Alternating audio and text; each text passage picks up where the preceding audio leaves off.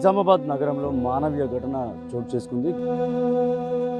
సొంత అన్నదమ్ములే తనని తీసుకొచ్చి బయట వేసిన ఘటన వెలుగు చూసింది. నేను 1979లో కండక్టర్గా అపాయింట్మెంట్ అయినా, 2014లో రిటైర్మెంట్ అయినా, 2021లో మా భార్య చనిపోయింది. జూలైలో నాకు పక్షవాతం వచ్చింది సార్. బిడ్డల్ని చదివించిన పెళ్లి చేసినావా? చూస్తా సార్, చదివించిన పెళ్లి చేసిన.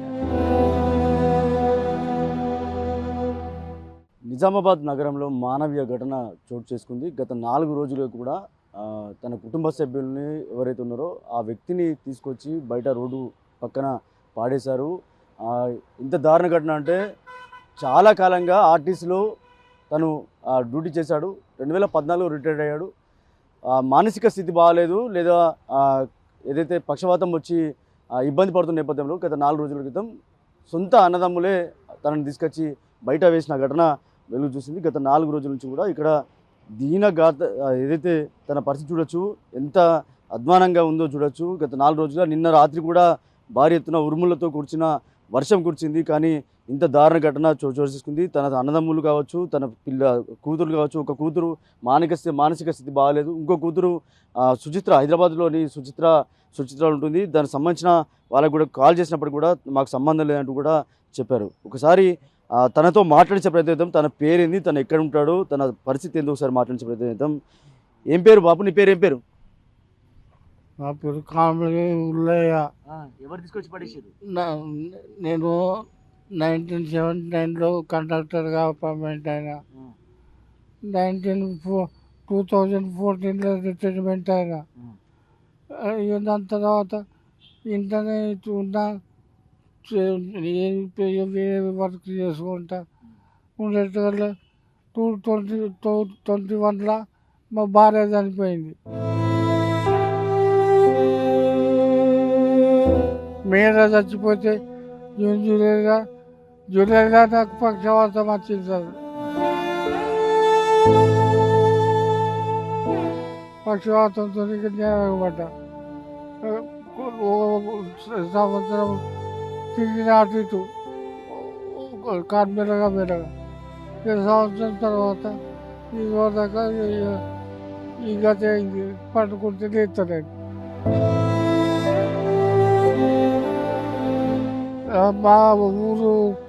మా ఊరికి పంపిస్తే మా అల్లుడు పంపిస్తే మా తమ్ముడు లేకుండే. మా తమ్ముడు ఇక మేము కూడా చేయము కదా, బిడ్డ దగ్గరికి పోవని చెప్పి పంపిండు. బిడ్డ దగ్గరికి పోమని పంపితే మా అల్లుడు ఏం చేసిండు, చూసుకోలేదు. మా అల్లుడు ఈయనే ఉంటుంది. ఇక బిడ్డల్ని చదివించిన పెళ్లి చేసినావా? చూస్తా సార్, చదివించిన పెళ్లి చేసిన. చూస్తారు. ఇద్దరు బిడ్డలు, ఒక కొడుకు. ఇద్దరికి కొడుకు ఏదో మానసిక స్థితి బాగాలేక చనిపోయాడు. ఇద్దరు బిడ్డలు ఉన్నప్పుడు కూడా ఒక బిడ్డే మానసిక స్థితి బాగాలేదు. తను నిజామాబాద్లో ఉంటుంది. కానీ ఇంకొక కూతురు కూడా హైదరాబాద్ సుచిత్రలో ఉంటుంది. తను కాల్ చేసినప్పుడు కూడా పట్టించుకోవట్లేదు. కానీ నిజామాబాద్లో ఇలాంటి ఘటనలకు సంబంధించి ఇలాంటి ఇష్యూస్ ఏవి ఉన్నా కూడా వెంటనే స్పందిస్తారు ఇందిరు యువత స్వచ్ఛంద సంస్థ. ఇప్పుడు వాళ్ళు కూడా గతంలో కూడా మనం ఇలాంటి వార్తలు చాలా ఇచ్చాం. ఇందిరు యువత స్వచ్ఛంద సంస్థ ఏదైతుందో వాళ్ళు ఏదైతే అనాథ శవాలకి అంత్యక్రియలు చేయడం కానీ ఇలాంటి విషయాల్లో వెంటనే స్పందిస్తారు. వాళ్ళు ఉన్నారు ప్రజెంట్, వాళ్ళు ఒకసారి మాట్లాడించే ప్రయత్నం.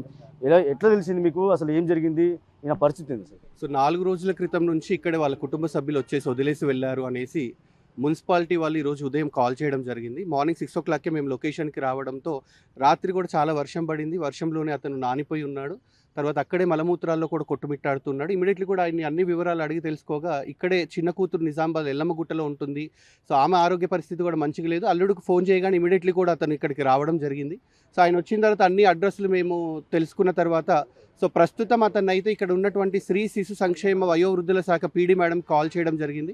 సో మేడం కూడా ఇమీడియట్లీ కూడా రెస్పాండ్ అయ్యారు, సానుకూలంగా స్పందించారు. మరి ఆయన ఎవరు చూసుకోలేనటువంటి పరిస్థితుల్లో రాంపూర్లో ఉన్నటువంటి ప్రభుత్వ అనాథ వృద్ధాశ్రమానికి తరలించడానికి కూడా మేడం అక్కడ ఉన్నటువంటి వాళ్ళతో మాట్లాడింది.